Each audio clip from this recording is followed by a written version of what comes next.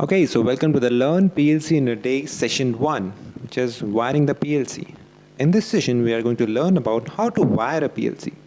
Now, when we are going to install a PLC in any panel or in any machine or in any process, first we have to wire up that. So we'll understand that how to wire a PLC, which wires to be connected where. So very quickly, let's understand the basic components of PLC. Now, in front of the screen, you can see this is a PLC by the company Delta Electronics, and we have some input terminals. Now these are the terminals onto which will be connected the inputs. Now what are the inputs? Inputs can be switches, it can be sensors, it can be limit switch, it can be any source of inputs, and it can be any sensor. Then we have the output terminals. You can see here, these are the output terminals onto which we'll be connecting the outputs. Now what outputs and what input can be in any machine depending upon the various processes. For example, suppose you're going in a lift. Now what you do, you push a button. That button is your input. That button tells the machine, tells the process, or tells the lift which floor you want to get into. So that movement of the lift is to the motor. That is your output. So you understand that that button is the input which will be connected to input terminals, and the motor will be connected to the output terminals.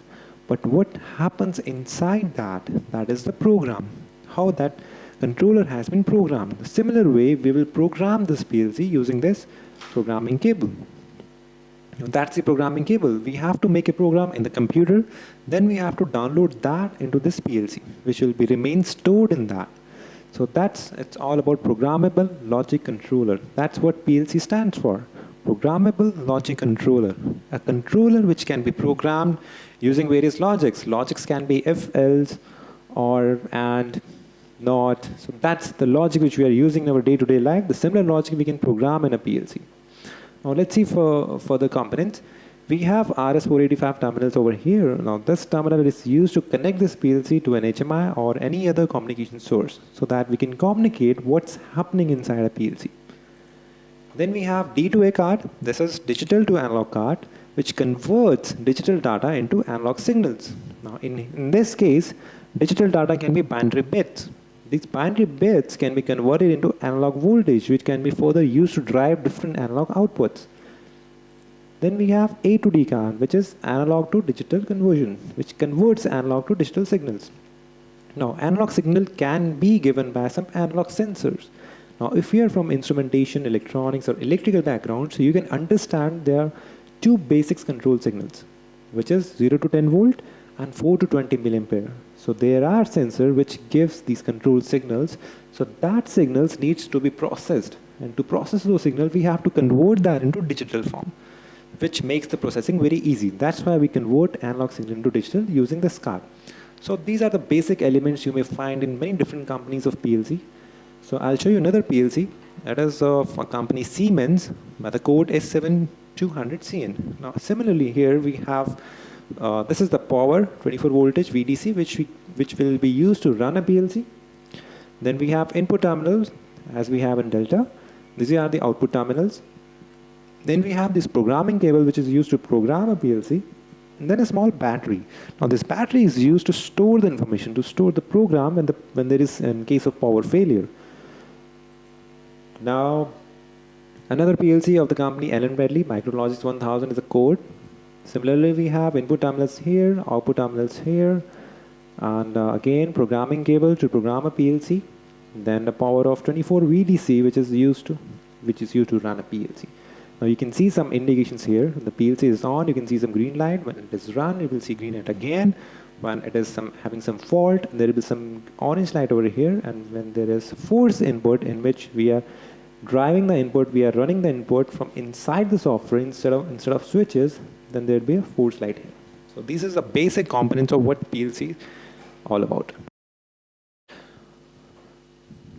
Okay, so this is the software in which we are going to learn about how to wire a PLC. This software is Automation Studio by the company Famic Technologies, which is in Canada. And this software is being used in our academy to teach the students how to do the wiring, how to do the electrical wiring, and how to make a sophisticated circuits, and how to test that, how to simulate that, so that after making circuits in this software, we implemented them practically.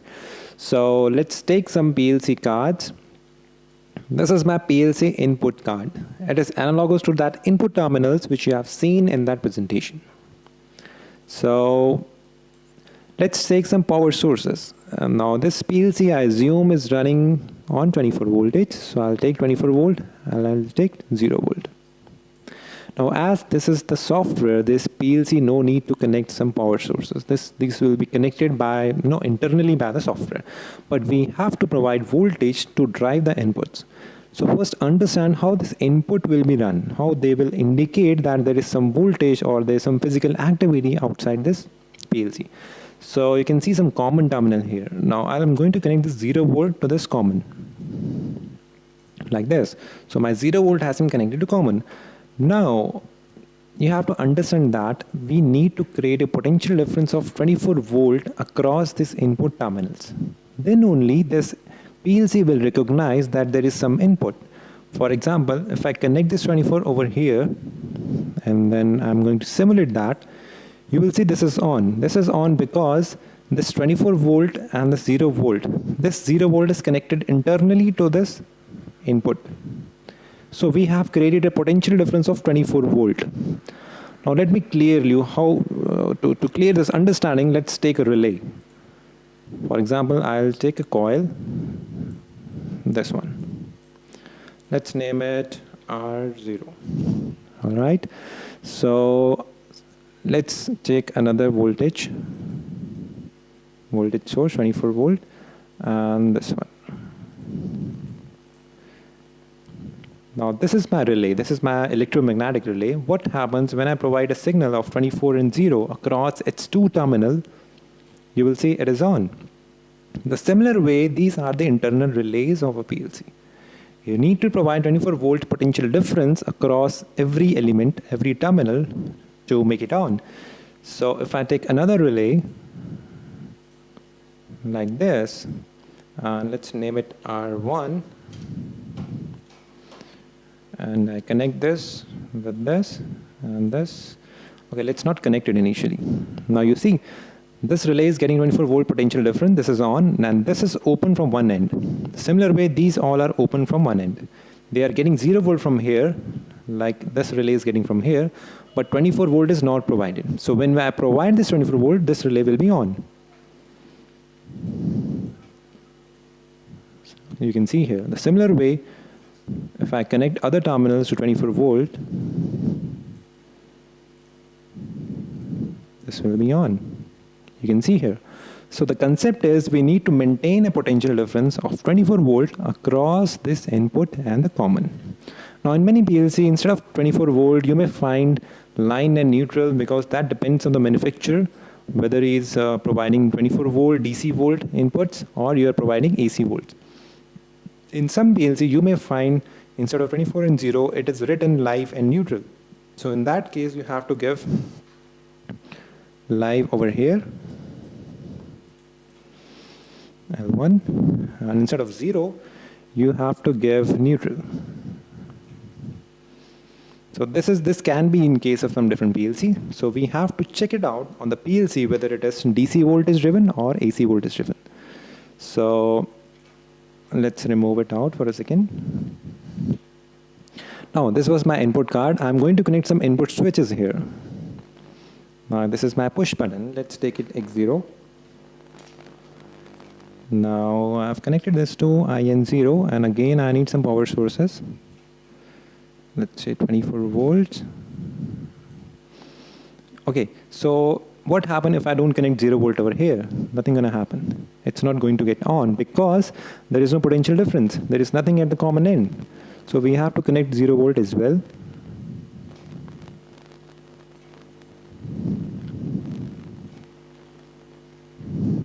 Okay, so now I've connected a switch. What happened? This is a normally push button, which is a spring loaded. When I press this switch, input will be on. When I release it, input will be off. So this is an input switch.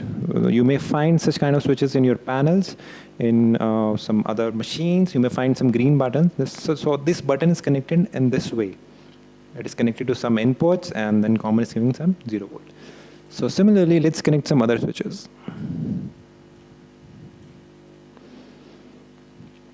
This is my normally close button,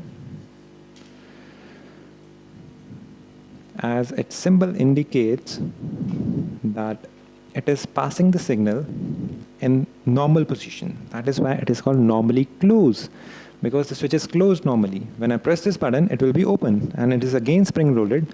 When I release this button, it will be closed again. And this is normally open. Normally open means when I'm not pressing this button, the circuit will be open. So when I press this button, it will be closed. So these are the different types of switches which we can find in the inputs. Now let's have a toggle switch. Let's name it X2. Let's connect it to IN2, and then again this to 24 volt. Some more input buttons.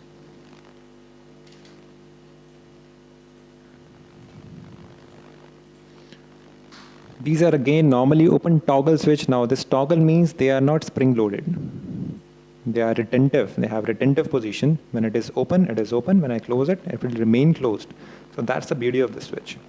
So I have connected 4 switches. Now I hope you have understand that this is on because this 24 volt is already across this terminal, IN1.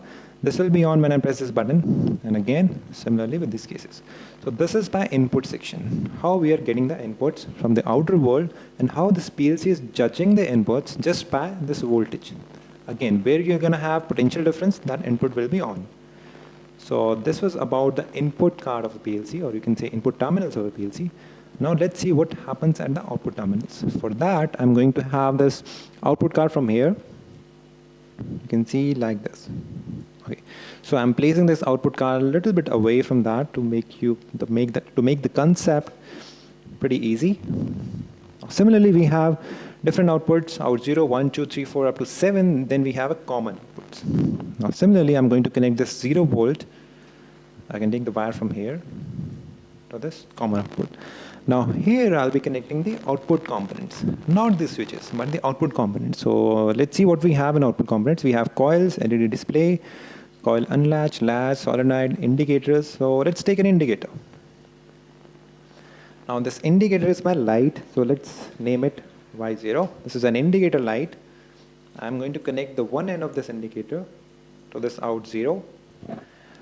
Now I have to give 24 volt to this other end, again to maintain the potential difference. Now what happened here is, now when I simulate that, this 24 volt is travel to the one end and another end is not connected to this 0 volt. Why? Because in this case it was already connected here, but in this case it is not connected, and this will be connected only after we do the programming. It won't run when I press this button or when I press this button or this button, but how it will run, that depends on the program. So this is my output not running right now. Let's have some more outputs here. Let's call it Y1. Enter.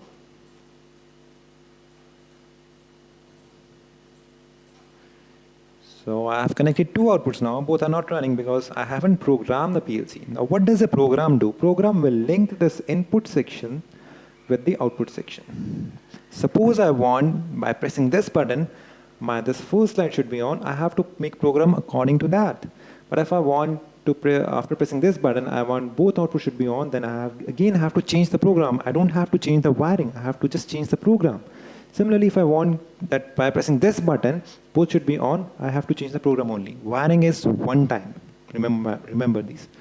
So this is all about the wiring, how we have to wire the input section, how we have to wire the output section. We can similarly connect some more inputs. We can connect some more outputs like this.